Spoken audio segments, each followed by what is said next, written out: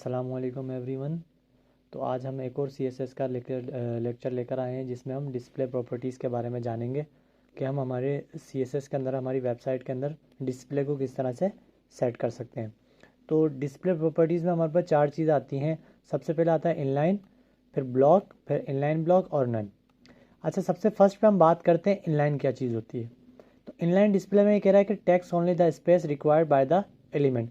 मतलब आप अपनी HTML में कोई भी एक एलिमेंट बनाते हैं तो इनलाइन वो एलिमेंट होते हैं जो जितना आप उस एलिमेंट के अंदर लिखते हैं सिर्फ वो उतना ही स्पेस ले रहा होता है। लेकिन ब्लॉक एलिमेंट्स हमारे पास क्या होते हैं, ब्लॉक एलिमेंट्स जो है पूरा का पूरा जो विड्थ होती है जो हमारे एक्स एक्सिस पे चल रही होती है वो पूरी विड्थ लेते हैं अपने साथ और दूसरा एलिमेंट अपने पास आने नहीं देते। और हमारे पास इनलाइन ब्लॉक क्या काम करता है, इनलाइन ब्लॉक हमारे पास सिमिलर इनलाइन वाला ही काम कर रहा होता है, मतलब जितना उसे स्पेस चाहिए होता है उतना ही लेता है। लेकिन क्या करता है वो, उसमें आप अपनी पैडिंग और मार्जिन को सेट कर सकते हैं। किस तरह से अभी हम इस पर बात करते हैं। फिर नन का मतलब होता है हम वो कोई भी एलिमेंट जो है रिमूव कर दें और उसकी जगह अगला एलिमेंट आ जाए। तो इसे हम थोड़ा सा देखते हैं किस तरह से हम अपने डिस्प्ले की प्रॉपर्टीज़ को अपनी वेबसाइट के अंदर वर्क कर सकते हैं। तो ये बहुत इंपॉर्टेंट टॉपिक है, इसे मिस नहीं कीजिएगा, पूरी वीडियो देखें ताकि आपको ये चीज़ें समझ आए।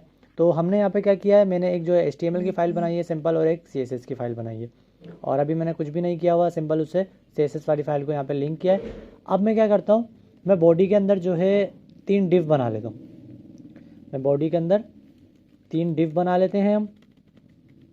एक डिव में और बना लेता हूँ और एक लास्ट डिव में और बना लेता हूँ। अब मैंने यहाँ पे 3 डिव बनाए और मैं क्या काम करता हूँ कि इन तीनों डिव्स को यहाँ पे आके डिव को कॉल करवाते हैं और इन तीनों डिव को मैं एक विड्थ दे देता हूँ 100 पिक्सल और एक हाइट दे देते हैं हम इन्हें 100 पिक्सल। और जो है इसे हम इन तीनों डिव्स को बैकग्राउंड कलर चले हमें चेंज देना है तो हम क्या करते हैं एक एक पैडिंग दे देते हैं। पैडिंग किस तरह से वर्क कर रही होती है 50 पिक्सल की हम पैडिंग दे देते हैं और मार्जिन भी जो है हम 50 पिक्सल दे देते हैं। अगला काम क्या करता हूँ कि मैं इन तीनों डिव्स को एक एक कलर दे देता हूँ। तो कलर मैं यहाँ पे भी दे सकता हूँ लेकिन मुझे क्या करना है, तीनों को अलग अलग कलर देना है। तो एक तो तरीका ये होता है कि तीनों को एक एक ID दे दें, फिर ID को आप कॉल करवा के यहाँ पे जो है तीनों को अलग अलग से कलर दें। दूसरा तरीका ये होता है कि 3 ही डिव है, अभी मैं आपको फ़िलहाल समझा रहा हूँ, वरना आपने जो है तीनों को अलग ID दे के वहाँ कॉल करवा के चेंज करना है। तो अभी हम डायरेक्ट यहाँ पे इनलाइन स्टाइलिंग का यूज़ करते हुए यहीं पे इसका बैकग्राउंड कलर जो है हम तीनों का चेंज कर लेते हैं। एक को फॉर एग्जांपल मैंने यहाँ पे रेड कर दिया, अगले वाले को मैंने यहाँ पे स्टाइल टैग यूज़ करके इसका भी बैकग्राउंड कलर जो है ब्लू कर दिया फॉर एग्जांपल, और लास्ट वाले डिव का हमने यहाँ पे भी स्टाइल टैग यूज़ करते हुए इसका बैकग्राउंड कलर ग्रीन कर दिया। तो ये मैंने 3 यहाँ पे डिफरेंट कलर दे दिए और 3 डिव्स बनाए जिन्हें मैंने एक विड्थ, हाइट और पैडिंग और मार्जिन दिए। सिंपल मैं आगे अपनी वेबसाइट को यहाँ पे आके रिफ़्रेश करता हूँ। तो हमने यहाँ पे क्या काम किया, हमने यहाँ पे 3 डिव्स बना लिए जिनमें हमने पैडिंग और मार्जिन दिए। अब देखें हमने BR टैग का यहाँ पे यूज़ नहीं किया। BR का आपको पता है क्या करता है, वो HTML में जहाँ BR करते हैं वो नेक्स्ट लाइन कर देता है। तो हमारे पास जो इस डिव होता है, हमारे पास जो हेडिंग्स होती हैं H1 H2 ये सारे टैग्स होते हैं H वाले। इसके अलावा हमारे पास जो पैराग्राफ्स होते हैं वो सारे क्या होते हैं हमारे पास, वो सारे हमारे पास ब्लॉक एलिमेंट्स होते हैं। और हमने पीछे भी डेफिनेशन पढ़ी है कि ब्लॉक एलिमेंट्स क्या करते हैं कि वो अपने साथ पूरी विड्थ का स्पेस लेते हैं। तो ये जो डिव बना हुआ है इसने खाली ये स्पेस नहीं लिया, इसने पूरी की पूरी रो वाला स्पेस लिया हुआ है। तो इसी वजह से जो नेक्स्ट डिव है वो इधर ऊपर आ नहीं सकता।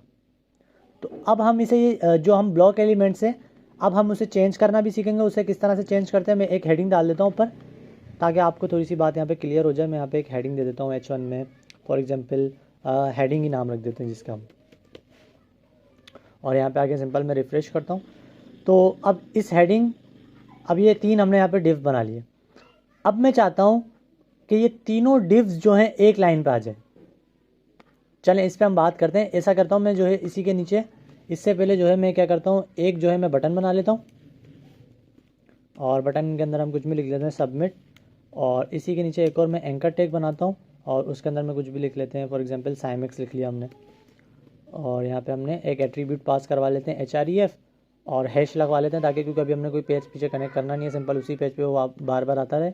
तो अब आपको यहाँ पे एक फ़र्क दिखेगा कि हमने जो एक बटन जो बनाया है और जो एंकर टैग बनाया है ये दोनों एक ही लाइन में क्यों आ रहे हैं। तो हमारे जो बटन और जो हमारे लिंक्स होते हैं एंकर टैग वो क्या करते हैं, वो इनलाइन एलिमेंट होते हैं और इनलाइन एलिमेंट में मैंने पीछे आपको डेफिनेशन बताई थी कि क्या होता है कि उन्हें जितना स्पेस रिक्वायर होता है, जितना उनके अंदर चीज़ें लिखी हुई होती है, वो सिर्फ उतना स्पेस लेते हैं। लेकिन हमारे पास जो ब्लॉक एलिमेंट्स होते हैं वो क्या काम करते हैं, वो पूरी की पूरी विड्थ वाला स्पेस लेते हैं और वो दूसरे एलिमेंट को अपने पास आने ही नहीं देते।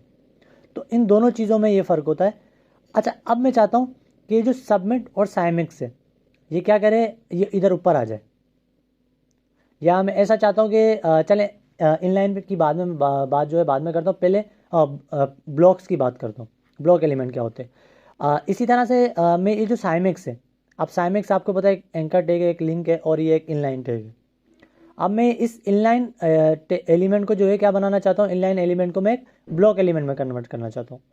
तो अब मैंने सिंपल क्या करना है, अब ये ब्लॉक एलिमेंट में कन्वर्ट होगा तो आपको पता है इसको पूरा का पूरा स्पेस चाहिए, और ये बटन के साथ रहेगा नहीं क्योंकि इसको पूरी एक रो जो है खाली चाहिए होती, तो ये नीचे आ जाएगा ऑटोमेटिकली। किस तरह से, अगर मैं यहाँ पे मुझे जो है किसी एंकर टैग को कॉल करवाता हूँ और एंकर टैग की डिस्प्ले को क्या कर देते हैं हम, सिंपल डिस्प्ले ब्लॉक कर देते हैं। तो अब आपको यहाँ पे दिखेगा कि एंकर टैग जो है वो पूरी की पूरी ऑटोमेटिकली नीचे आ गया क्योंकि उसे पूरा का पूरा स्पेस चाहिए। अगर मैं इंस्पेक्ट में आके आपको दिखाऊँ यहाँ पे, तो ये देखें जो हमारा एंकर टैग है जिसे हमने ब्लॉक एलिमेंट बनाया है, उसने क्या किया, उसने पूरी की पूरी आपको ये जो कंटेंट एरिया दिख रहा है ब्लू कलर का, इसने पूरी की पूरी रो ली हुई है। लेकिन ये जो बटन है, ये बटन क्या है हमारे पास, बटन एक जो है इनलाइन टैग है, तो इससे जितना स्पेस रिक्वायर्ड था इसने सिर्फ उतना स्पेस लिया और बाकी का स्पेस इसके बाद अभी खाली है। तो इन दोनों चीज़ों में आप किसी भी इनलाइन एलिमेंट को आप ब्लॉक में कन्वर्ट कर सकते हैं। अब बात आती है ब्लॉक वाले को, ये जो ब्लॉक्स हैं तीनों, ये ब्लॉक एलिमेंट है, अब इन तीनों को जो है मैं इनलाइन में कैसे कन्वर्ट करूँगा। तो इनलाइन में किस तरह से कन्वर्ट होंगे, मैं क्या करता हूँ, सिंपल यहाँ पे डिव के अंदर ये तीनों डिव ही हैं, इन तीनों डिव का डिस्प्ले को मैं क्या कर देता हूँ, इनलाइन कर देता हूँ। आप कहेंगे सर सिंपल इनलाइन कर दें, तो मैंने क्या यहाँ पे क्या किया कि तीनों डिव को इनलाइन कर दिया। अब यहाँ पे एक जो है इसका एक डिसएडवांटेज होता है, अगर मैं यहाँ पे आपको रिफ्रेश करके दिखाऊँ तो ये देखें सारी चीज़ें एक दूसरे के ऊपर आ रही हैं। ये जो डिव बना हुआ है ये हेडिंग के ऊपर आ गया, और ये साइमिक्स जो है ये भी जो है इन डिव्स के ऊपर आ रहा है। ये एक लाइन में तो आ रहे हैं, लेकिन अब यहाँ पे फ़र्क क्या हो रहा है, अगर मैं राइट क्लिक करके इंस्पेक्ट में आपको एक चीज़ दिखाऊं, इसकी डिसएडवांटेजेस क्या है, मैं किसी भी इस वाले डिव पे आता हूँ, तो हमने वहाँ पे मार्जिन क्या सेट की थी इन डिव को, अगर मैं आपको दिखाऊँ, मार्जिन यहाँ पे 50 पिक्सल सेट किए चारों तरफ से, टॉप बॉटम राइट लेफ्ट चारों तरफ से मैंने इसकी जो मार्जिन है वो 50 पिक्सल सेट की हुई। लेकिन यहाँ पे हमें क्या दिखा रहा है कि यहाँ पे हमें दिखा रहा है कि डिव की मार्जिन जो है लेफ्ट और राइट पे सेट है, टॉप और बॉटम पे मार्जिन ही नहीं है। देखें इस वाले डिव के साथ भी यही मसला है, इस वाले डिव के साथ भी यही मसला है।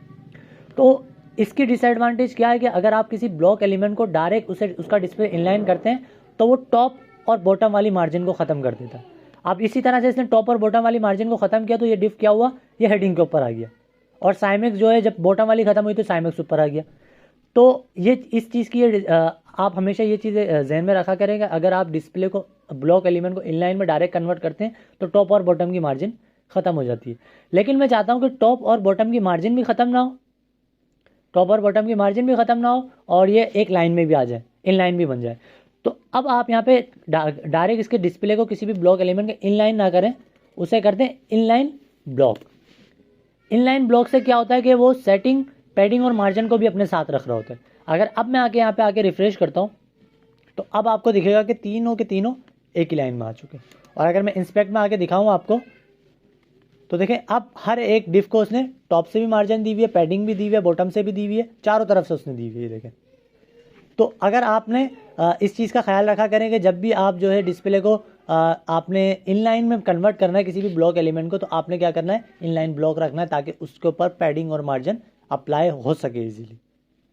ठीक है, यहाँ तक बात हुई क्लियर। अगली चीज़ हमारे पास आती है नन।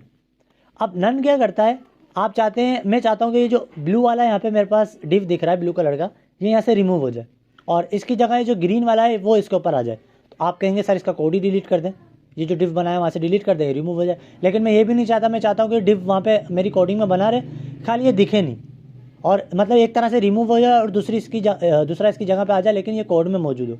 तो हम क्या करेंगे, हम इसके डिस्प्ले को नन कर देंगे। तो नन करने के लिए सबसे पहले आपको सेकंड वाले को करना है जिसका कलर ब्लू है। तो आप क्या करें, पहले इसको एक आईडी दे दें ताकि हम इसकी आईडी पे कॉल करवाएं इसे, और आईडी दे देते हैं, फॉर एग्जांपल सेकंड ही नाम दे देता हूँ मैं इसे, और यहाँ पे हम इसकी आईडी को कॉल करवाते हैं हैश सेकंड करली ब्रैकेट्स, और यहाँ पे इसके डिस्प्ले को क्या कर देते हैं, डिस्प्ले को कर देते हैं नन। और सिंपल मैं यहाँ पे आके रिफ्रेश करता हूँ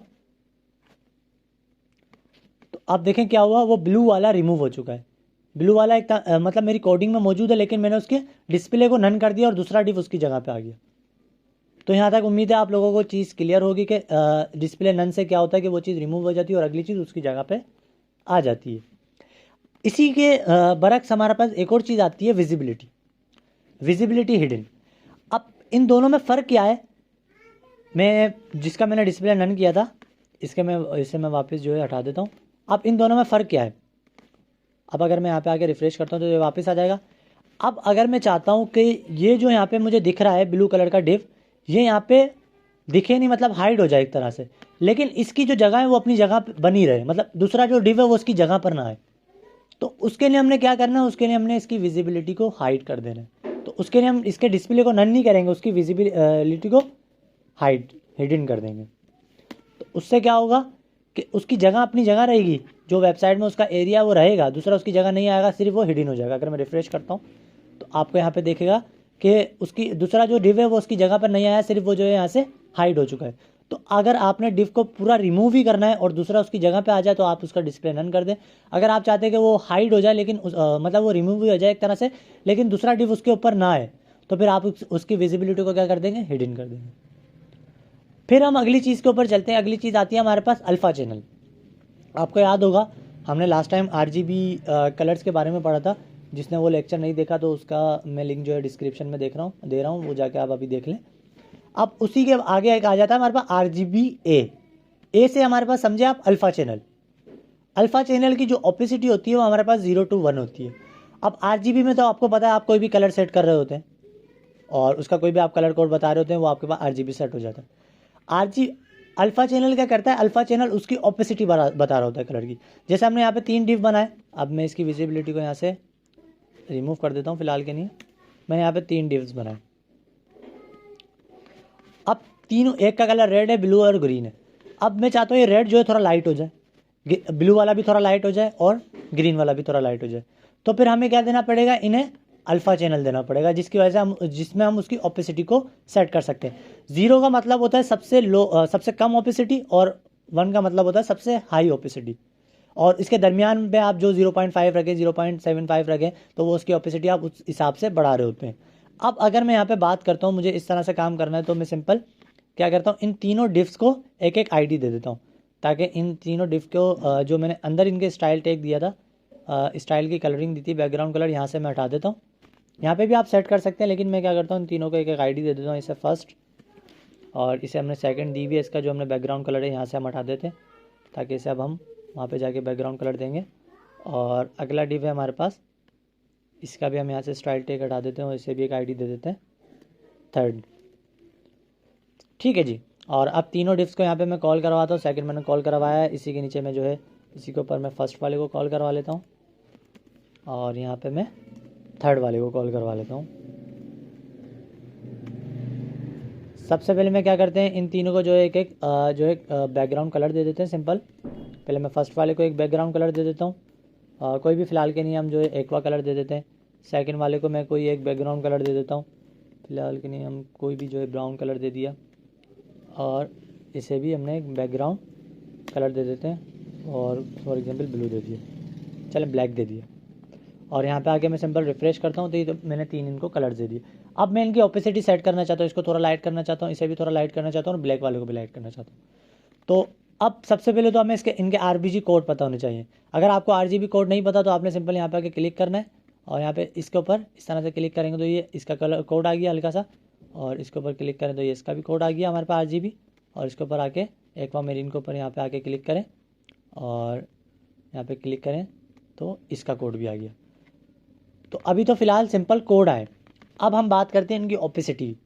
तो आपने क्या करना है, अब इनकी ओपेसिटी को कम करना है तो आप यहाँ पे क्या यूज़ करेंगे, RGB के साथ A लगा देंगे। A लगाने के बाद यहाँ पे आपने एक कोमा लगाना है, और कोमा लगाने के बाद अब आपने ओपेसिटी बतानी कितनी रखनी है। फॉर एग्जांपल इसकी मैं कर देता हूँ 0.5, और यहाँ पे आके RGB-A, और इस वाले की मैं कर देता हूँ कोमा लगा के 0.1, और यहाँ पे भी RGB-A कोमा लगा के इसकी ओपेसिटी में मैं कर देता हूँ फॉर एग्जांपल 0.75। ठीक है जी। और सिंपल आके मैं यहाँ पे रिफ्रेश करता हूँ तो दिखेगा आपको इन सब की ओपेसिटी ऑटोमेटिकली कम हो गई। इसकी ओपेसिटी हमने थोड़ी कम ज़्यादा कम नहीं की थी, 0.5 रखी थी, इसकी उससे कम रखी है, 0.1 रखी है, इसकी 0.75। अगर आपने ओपेसिटी बढ़ानी है, फॉर एग्जांपल मुझे ये थोड़ा सा डार्क चाहिए, तो मैं क्या करूँगा 0.5 से 7.5 कर दूँगा। तो 7.5 किया तो क्या होगा, इससे थोड़ा सा और इसकी ओपेसिटी में इजाफा हो गया। इसे भी मैंने थोड़ा सा डार्क करना है, तो मैं क्या करता हूँ 0.1 की जगह इसे 0.5 कर देता हूँ, तो ये दिखेगा आपको, इसकी ओपेसिटी भी बढ़ जाएगी इस तरह से। तो इस तरह से अगर मैं सब इसको 0 कर दूँ, फॉर एग्जांपल ब्लैक वाले को 0 ही कर देता हूँ, तो 0 में क्या होता है, बिल्कुल ओपेसिटी लो हो जाती है और ये आपको दिखेगा ही नहीं, क्योंकि आपने इसकी कलरिंग को बिल्कुल ही लो कर दी इस तरह से। आप अगर इसे थोड़ा सा 0.1 करें तो अब ये आपको दिखेगा, यहाँ पे इसकी ओपेसिटी आपने बिल्कुल लाइट कर दी। तो आप RGBA अल्फ़ा चैनल की मदद से अपनी कलरिंग की ओपेसिटी इस तरह से ज़्यादा कर सकते हैं और कम कर सकते हैं। ठीक है, तो आज का हमारा लेक्चर इतना ही था। अब आपका जो है एक असाइनमेंट होगा, आपको पता हर एक लेक्चर के बाद आपका एक असाइनमेंट होता है, तो असाइनमेंट की तरफ चलते हैं। आज हमारा असाइनमेंट क्या है, प्रैक्टिस सेट 4 है। आज हमारे पास 4 क्वेश्चन हैं। सबसे पहले आपने क्या करना है, create a web page layout with a header, a footer and a content area containing 3 डिव्स। आपने अपने वेब पेज के अंदर एक लेआउट बनाना है, जिसमें आपने एक हेडर बनाना है, एक फुटर बनाना है और एक सेंटर का कंटेंट एरिया बनाना है, जिसके अंदर हमारे पास 3 डिव्स मौजूद होंगे।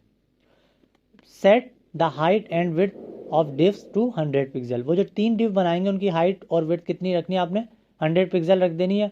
और उसके बाद क्या है, उसके बाद क्वेश्चन नंबर 2 में कह रहा है 8 border to all the div. उन तीनों डिव्स को आपने क्या करना है, एक बॉर्डर दे देना है, और उनका बॉर्डर का कोई भी आप जो है स्टाइल रख दिएगा और कलर रख दिएगा।